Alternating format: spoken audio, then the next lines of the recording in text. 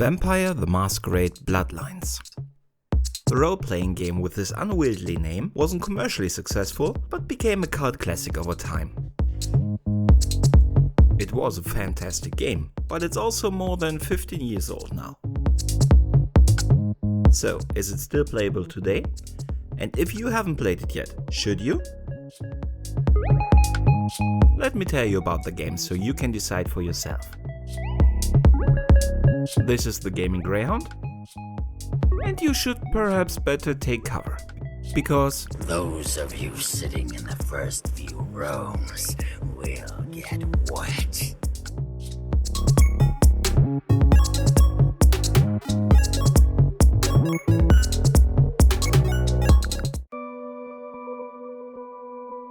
Vampire the Masquerade Bloodlines is an unofficial sequel of Vampire Masquerade Redemption. Both games are based on the White Wolf pen and paper role-playing game Vampire the Masquerade. But I hope you will excuse me for omitting from now on the Vampire and Masquerade part.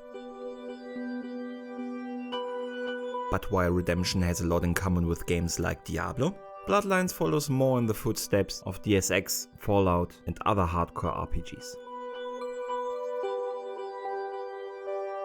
Both games were developed by Troika Games, which unfortunately closed after releasing Bloodlines. It was unfortunately not exactly a resounding financial success. One of the reasons was probably that it was riddled with bugs and issues when it was released. It is said that the publisher Activision forced Troika to release the game in a not completely finished state. Modders even developed patches and updates that activated parts of the game that Troika did not manage to finalize themselves, which you could see as further proof of that theory.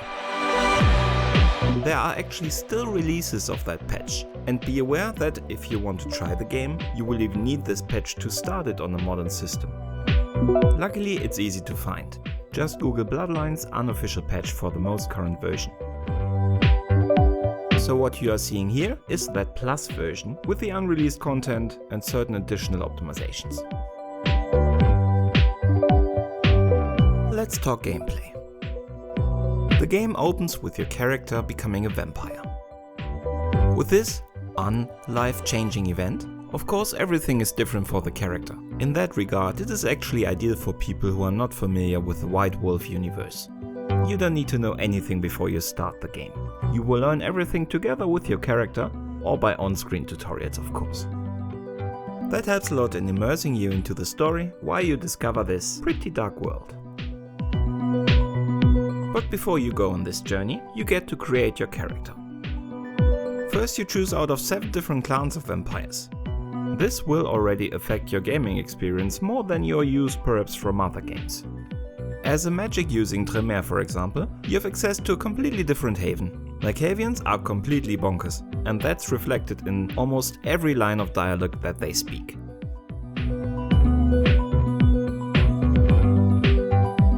And what skills you choose to start with and develop in course of the game has also a huge impact on how you will approach the different missions. Your story begins in Santa Monica, but quickly opens up to other parts of LA. Here you learn about the unexpectedly complicated political world of vampires. And while almost every party of this Cold War tries to use you for their own gains, you have a lot of freedom to decide who to help and also how. While completing the main storyline as well as the side missions, you normally have more than 2 approaches to choose from. Depending on if you've built yourself a hacker, a picklock, a sneaking thief, a brawler, or a gunfighter. There is almost a staggering number of approaches to choose from for almost every mission. And this is also the point where the game flirts a little bit with the line between providing the player possibilities and options and overcomplicating the gameplay. Most modern games shy away from providing this kind of challenge in favor of increased approachability. But what about the qualities of the game? We're talking about a full-fledged RPG here. There's a lot of character progression, and everything you do, if you're successful or not, depends on your attributes. The shotgun doesn't automatically blow heads away, you'll need to have a high firearm skill for that. You want those extra dialogue options? Try raising intimidation or your charisma skill. You want to find all the secrets in this world, and there are a lot of that. Then you probably should invest in hacking and or lockpicking. But whatever your skill set will be, you're practically bound to open up a branch that would otherwise not be available to you. And that's the next quality. You have a ridiculous amount of choice. This is a game that practically begs you to play it more than once. And it rewards you for that. You will probably want to at least try playing the game once more as a Malkavian. Their craziness provides a lot of fun conversations and strange situations. But all of this would only be half as much fun without the great story. And I won't spoil any of that for you. You will have to discover that for yourself. You have a lot of political intrigue, mythical discoveries, and difficult decisions ahead of you.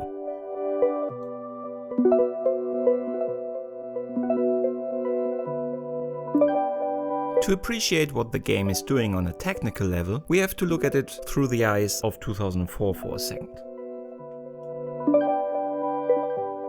The game was developed with the Source engine, which is the same engine that powered Half-Life 2, which was actually released on the same day.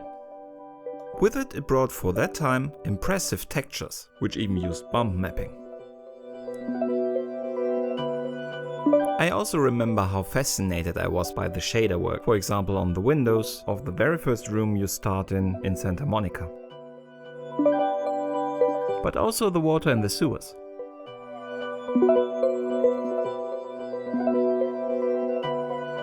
And also definitely of note are the facial animations.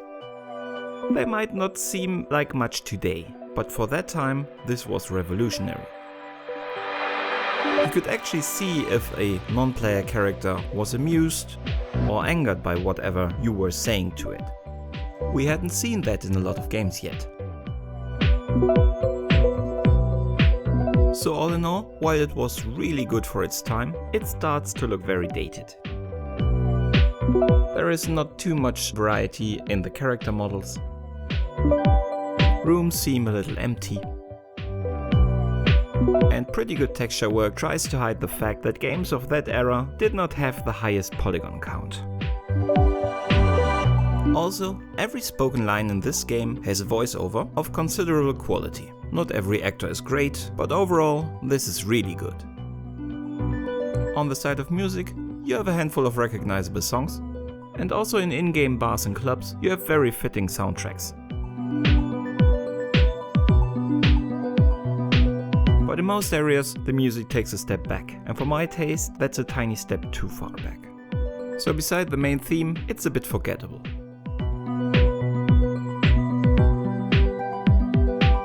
So let's sum this up. What we have here is a masterwork of an RPG. And thanks to the modding community, today it runs better than ever before. So if you like RPGs with character development that actually has an impact on your gameplay, if you like to have options and enjoy great stories, this is a game you can't miss. Or if you have already played it, why not play it again?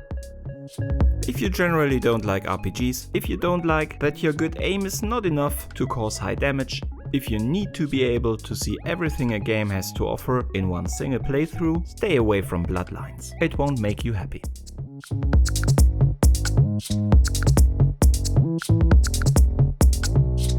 Up until now, I haven't said anything about Bloodlines 2, the upcoming sequel of this game.